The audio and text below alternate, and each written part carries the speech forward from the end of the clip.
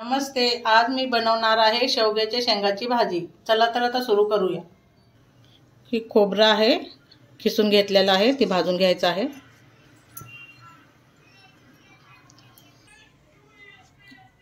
अर्धा चम्मच खसखस आहे, ती टाकायचं आहे। 1 चम्मच तीळ आहे, ती टाकायचं आहे। थोडेसे शेंगदाणे आहेत, ती टाकायचं आहे। एकत्र करून हे सगळं भाजून घ्यायचं आहे।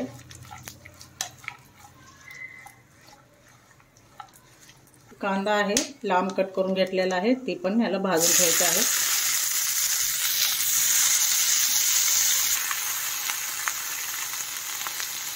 ते आता काढून घ्यायचं आहे।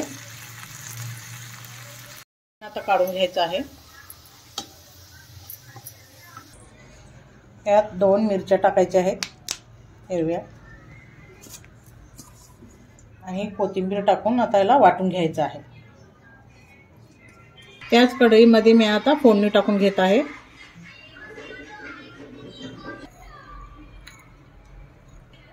अर्धा चम्मच जिरा टाकायचा आहे।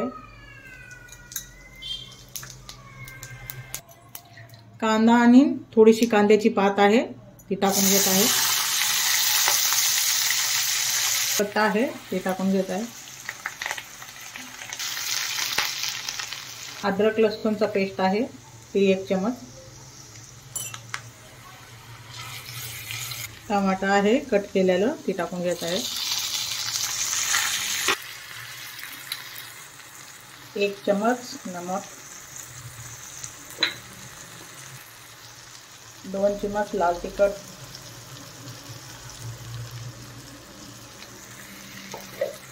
मसाले वाटण केलेले आहेत, ते टाकून घ्यायचे आहेत। आपल्या आवडीनुसार टाकून घ्यायचे, किती टाकायचे ते।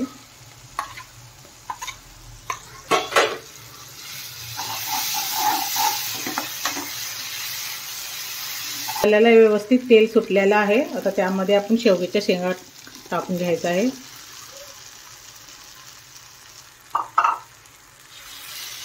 त्यामध्ये थोडंसं पाणी टाकून घ्यायचं आहे।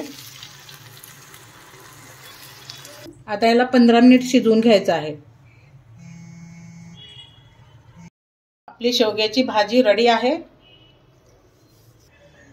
शेवग्याची भाजी ज्वारीच्या भाकरीसोबत खायला खूप चविष्ट व छान लागते। एक वेळेस नक्कीच करून पहा। आवडले असेल तर लाईक करा, शेअर करा, कमेंट करा।